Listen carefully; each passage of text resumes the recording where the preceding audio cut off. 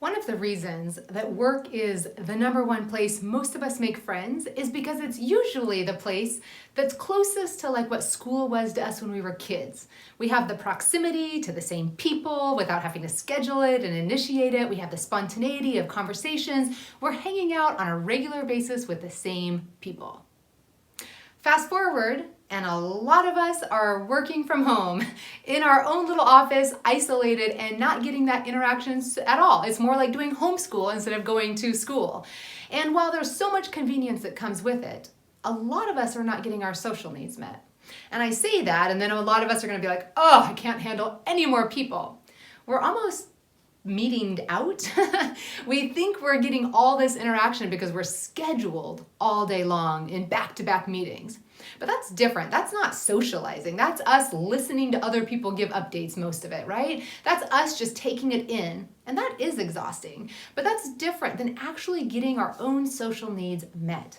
And social needs come down to 3 things that we have to have. And in my new book, The Business of Friendship, Making the Most of the Relationships Where We Spend Most of Our Time, I break down the 3 things that drive the health of every relationship. But at the bottom of it all has to be, we have to feel good. At the end, we have to feel more appreciated, more excitement, more energy, more enjoyable feelings.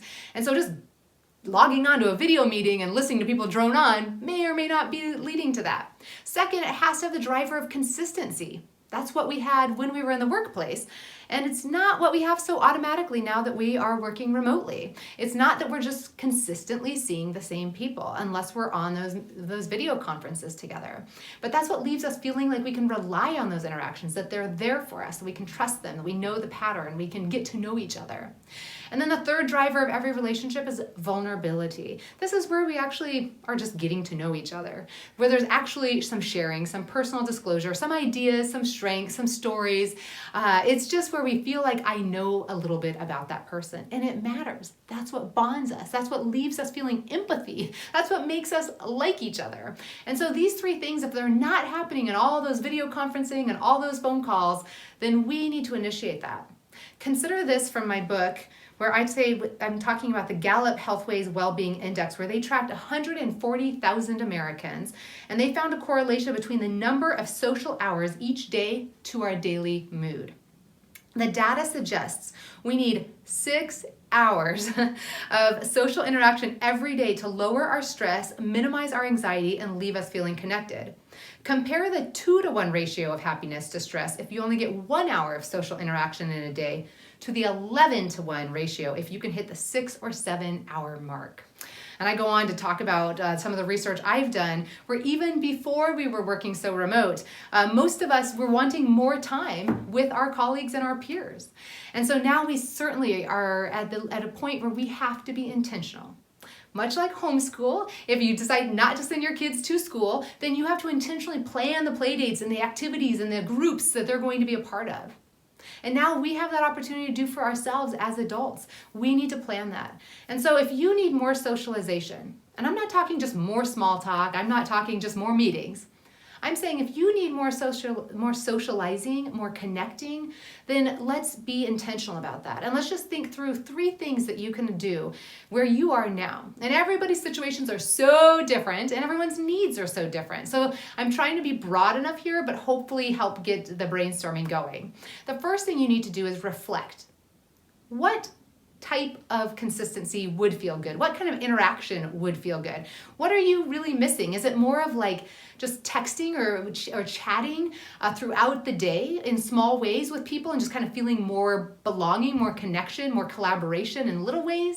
Like, are you just feeling like you're going too long without some interaction? Or is it really that you miss the 10-minute conversations with some friends from the office or different people that you're not getting now? You can't have the side conversations or connect before the meeting. And so what can you do? Is it really, are you kind of feeling disconnected from your manager, from your leader? Or maybe there was a few people that you considered friends. Or maybe it's just you love meeting new people and now you're stuck at home. So think about for you, what would feel good to you? Is it more team, group time, more one-on-one? And just kind of own that, because that will determine what you do. And all of us, it will look a little different, which leads to tip number 2. Once you kind of have a feel of what kind of interaction would feel good for you, what would feel meaningful to you, Then it's starting to strategize. If it's kind of wanting to feel more team time and more group time, then maybe that's a conversation you can have with the manager that just says, I don't know how everyone else is feeling, but I'm kind of missing just being able to connect with everybody. I know the meetings, we've got a lot going on. Maybe other people would like to have a little bit more of our time scheduled for just updating our own lives or connecting. Or ask me, would you like me to host? Would it be okay if I hosted a virtual lunch for anybody who's interested, and you kind of help host that. Brainstorm, like what would feel good to you. Maybe it's reaching out to an employee resource group and volunteering your time, or connecting and helping gather other people up into groups. Maybe it's just making a list of a couple people that you met, that you know, that you're intrigued by in your company, and you just kind of say, these 5 people. Somebody at HR that I'm always interacting with, but we always are doing quick work things. Maybe it's somebody whose job I'd love to have someday. Maybe it's somebody who I've collaborated with, but we've actually never discussed anything personal. Maybe it's that one person at the office I miss. Just make a list of 5 people. And then just decide that you're going to reach out and maybe schedule a 15-minute catch-up with them, or just reach out and say, I'd love to, in this time where we're all working remote, I know you and I always send emails back and forth on something, but I would love to just set up a 15 or 20-minute time where we can touch base and just check in with each other, and I'd love to get to know you better. And so start strategizing based on what kind of interaction you want to have.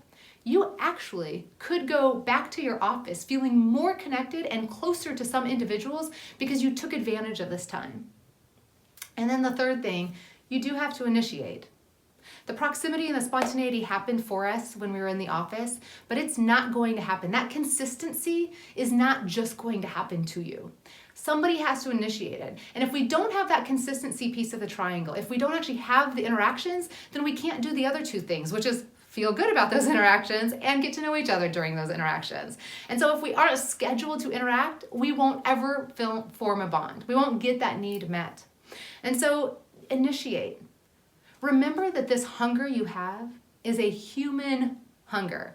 It's common, it's healthy, it's good. It means your body's working. It means you're a good, loving, awesome, big, awesome, fabulous person. There's nothing to be ashamed of. It's something to be proud of.